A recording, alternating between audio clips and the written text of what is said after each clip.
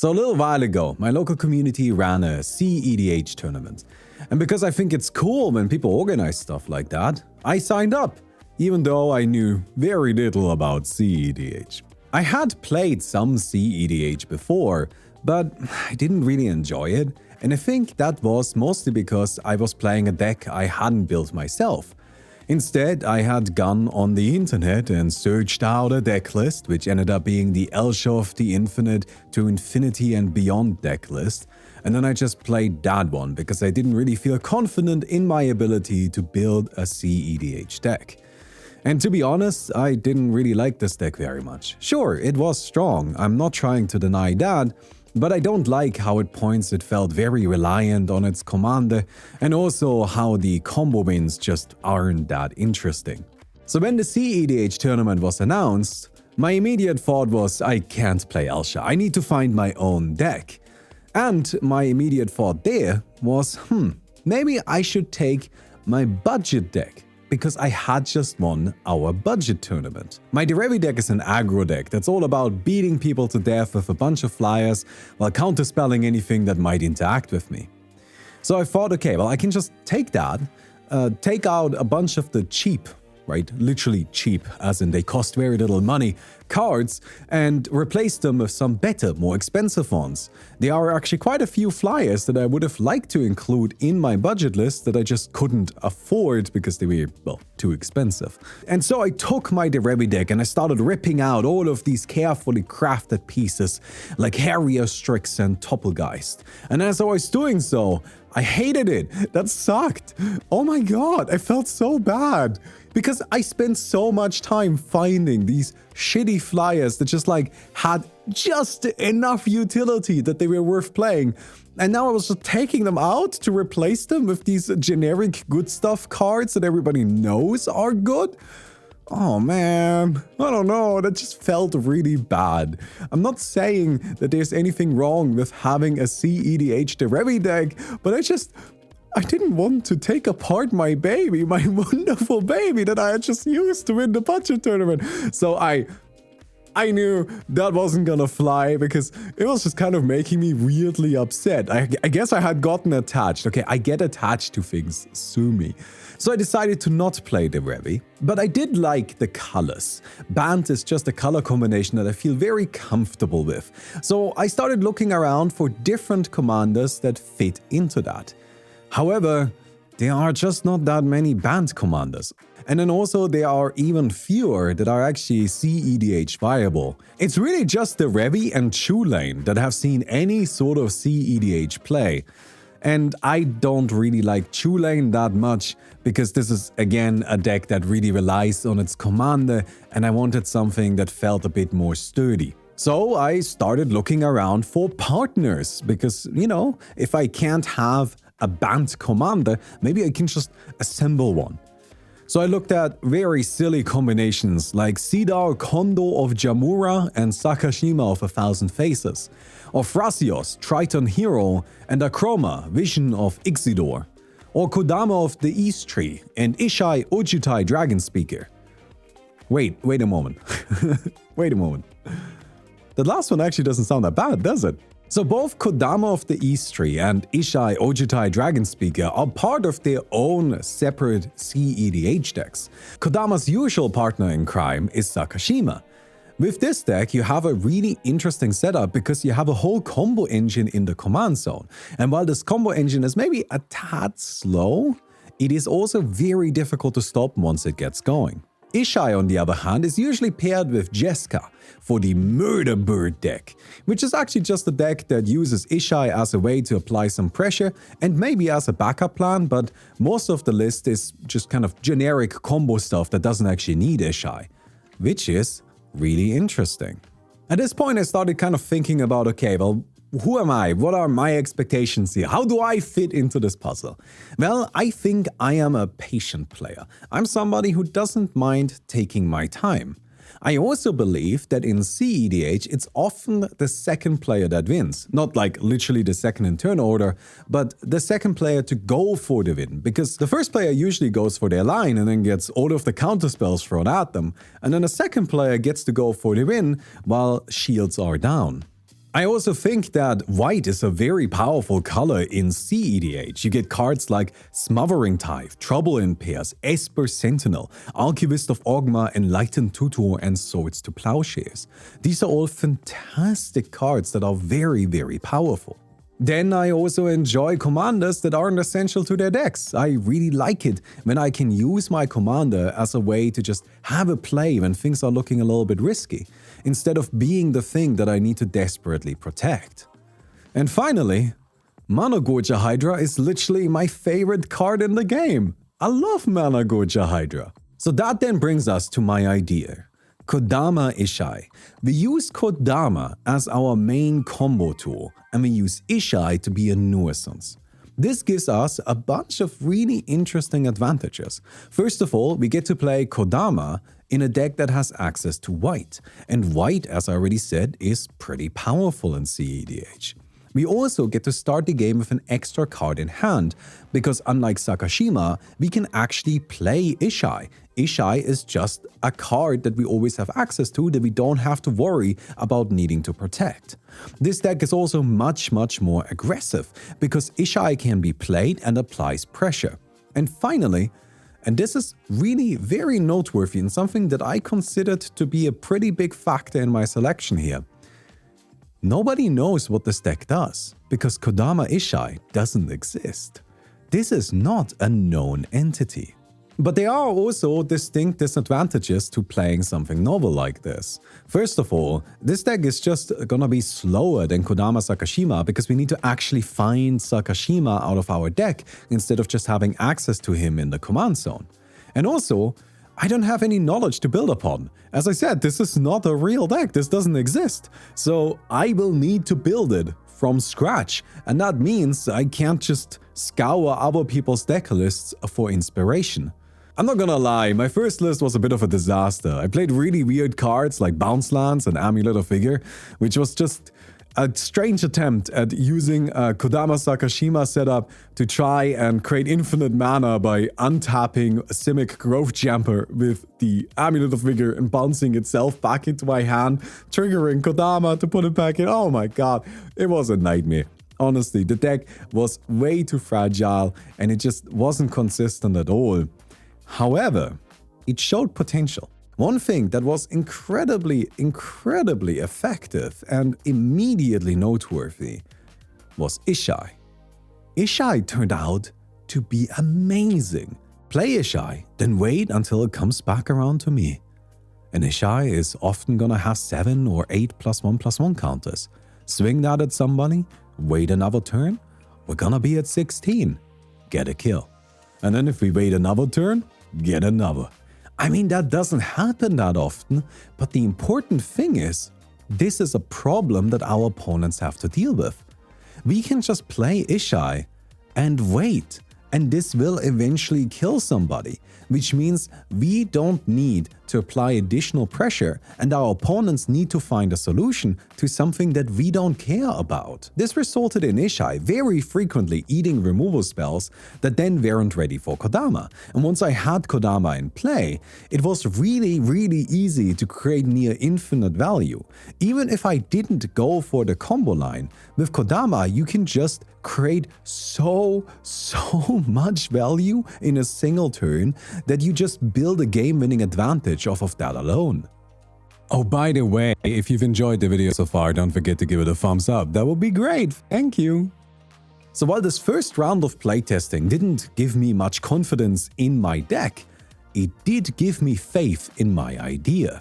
Now, luckily, I have a bunch of great friends, and one of them helped me out by giving me a whole set of cards that he felt would be good inclusions in this deck. Amongst those were a bunch of additional combo lines, like Meloku the Clouded Mirror with Sun-Scorched Desert, or Kinnan Bonder Prodigy alongside Basalt Monolith, because I was already playing a Trophy Mage to search out Cloudstone Curio.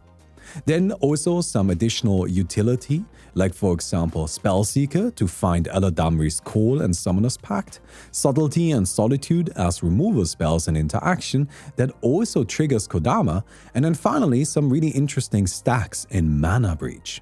Mana Breach is a free mana enchantment that says whenever a player plays a spell, they return a land they control to their hand.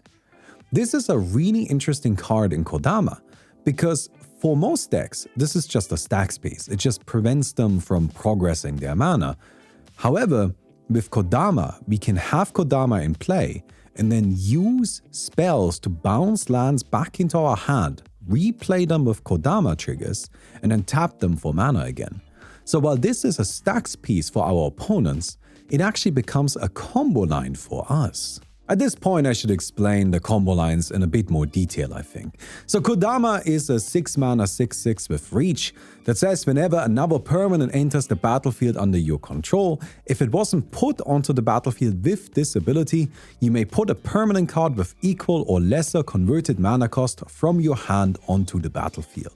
So if you have Kodama in play and then you play a 4-mana creature, you get to put another permanent from your hand that has a mana value of 4 or less into play as well. However, since that permanent was put into play with Kodama, it doesn't trigger Kodama again. The basic combo of this is Kodama Sakashima, which I've been talking a lot about. Sakashima is a 4-mana clone that says the legend rule doesn't apply to permanents, which allows us to have 2 Kodamas in play. Now, Kodama only checks for itself, which means if I play a creature of mana value 4 and then bring another creature of mana value 4 into play, and I have 2 Kodamas, I can then bring another creature of mana value 4 into play, and then another of mana value 4. I can keep going endlessly. So the basic combo of this deck is you have Kodama and Sakashima in play, then you play a Cloudstone Curio, which is a 3-mana artifact that says whenever a non-artifact permanent enters the battlefield under your control, you may return another permanent you control that shares a permanent type with it to its owner's hand. This is incredible once we have Kodama and Sakashima in play because it allows us to reuse our stuff. For example, we can play a land, bounce a land back into our hand with the Cloudstone Curio. Then we have a Kodama trigger that asks, do we want to put something into play that costs 0 or less? So we put a land into play, and then the Cloudstone Curio says, well, do you want to return something to your hand? And then we return another land into our hand. And we just keep doing that endlessly, generating infinite mana and infinite land ETBs. Now, there are some lands that have interesting ETBs, like for example Lush Oasis, which just deals 1 damage to target opponent. So once we have this set up and we have a Lush Oasis in play, we can bounce the Lush Oasis back and forth and just kill all of our opponents with it. Now, this line is actually one of the slower ones in the deck, even though I like keeping it in there because each of the pieces just generates value on their own. The most efficient one is probably the Meloku the Clouded Mirror alongside Sunscorched Desert line. Meloku is a 5-mana 2/4 with flying that has an active ability that costs 1 mana and requires us to return a land we control to our hand, and then creates a 1/1 blue illusion creature token with flying. Sunscorched Desert then is a land that deals 1 damage on ETB and taps for a colorless mana. Importantly, it enters untapped. With Kodama, Meloku, and Sunscorched Desert in play, we can use Meloku to return a land we control to our hand and then create a 1/1 token. This token triggers Kodama, which we can then use to put the Sunscorched Desert into play. We ping a player for 1 damage, tap the desert to add a colorless mana into our mana pool, and then use that colorless mana to return the Sunscorched Desert into our hand with Meloku's ability. That way we can just loop the Sunscorched Desert while creating tokens to ping our opponents to death. Of course, you don't necessarily need the desert, you could just do this with any land and just create infinite tokens, but that's kind of the thing. Kodama just goes nuts with a ham sandwich. And that is true in so many ways. For example, another powerful combination is Kodama with Tireless Provisioner. Tireless Provisioner is a card that I think most of you know. It's just got landfall, create a treasure or food token. But that is incredible with Kodama because again, we have Tireless Provisioner in play, play a land, Provisioner creates a treasure which triggers Kodama, which we can use to put a land into play, which triggers Tireless Provisioner, which triggers Kodama, we put another land into play. Now you might say, oh wait, but how are we gonna have that many lands? Well, there's Oboro, Palace in the Clouds, which is a land that enters untapped, creates a blue mana, and for 1 mana we can return it to our hand. Which means we can bring it into play, tap it, and then use its own mana to bounce it back into our hand. And then we have infinite lands in hand, which means we have infinite mana, we have infinite food, infinite life, and infinite landfall, which means if we have something like AZ, we can just draw our entire deck. Kodama is so easy to break. Even simple effects like just fetch lands turn into absurd monsters. Of course, all of that requires a lot of resources, but if our main problem with our commander is that we are running out of resources because it's using them so quickly and efficiently, then I think that's a good problem to have. There are also other cards that just function absolutely amazingly with it, like Prime Speaker Segana, which draws a ton of cards, or cards like Felidar Guardian, which flicker our permanents that are already in play, which means they will trigger Kodama again. So I kept testing and building the deck, and the more I played with it, the happier and more confident I felt, because Kodama is just absurdly powerful, such an absolute monster, and I honestly felt Sakashima was less and less necessary the more I played with Kodama, because I just became happy to throw down Kodama and just play whatever I had in my hand and turn it into absurd value, even if I'm not going for a combo win yet. And Ishai just applied pressure in a way that most cEDH decks actually really struggle to deal with. Funnily enough, I think most regular casual decks wouldn't have much of a problem with Ishai, but cEDH, that meta specifically, just has problems with this silly bird, even if I'm not building for it at all. So with the tournament then coming up and the deck more or less solidified, I made one more decision, and that is I was gonna be greedy. I was gonna play for the second win attempt. What that meant specifically is that I removed a lot of interaction, I added in more lands, and I added in more card draw. I intentionally slowed down my deck and removed cards that would stop my opponents from winning, and I told myself, look, I am going to be weak to turbo decks. If my opponents play super fast turbo decks, I am probably just going to lose. But I kind of have a feeling that this might be more of a grindy meta. So I am going to prepare for a grindy meta where I will win the long game. So if somebody wants to go for a fast win, I will just let them. And I hope that the other players at the table have interaction ready for it. Of course, this is just kind of leaving me open to the possibility of getting murdered out of the tournament. But again, I just kind of had a feeling that it was going to be a bit of a slower environment. And so I modified my deck one last time. And with that, we begin round 1 of the tournament. I was going up against Magda, Brazen Outlaw, Rowan, Scion of War, and Rona, Herald of Invasion. And none of them got to do anything, because I played a turn 2 mana breach, and then we just sat there for a while, didn't do anything, because nobody had any lands in play. There were quite a few stretches of that game where multiple players had 0 lands, which was absolutely hilarious. However, the Rona player managed to stick a Notion Thief at a moment. Notion Thief comes down, and I'm like, oh no. God damn it. Nobody has any mana. Nobody's gonna deal with the Notion Thief. So it turned into just the most nightmarish grind fest. I used Ishai to apply pressure, and the thing is, Ishai in this situation where I wasn't able to really draw cards just turned the game into even more of a stalemate because it forced my opponents into dealing with Ishai.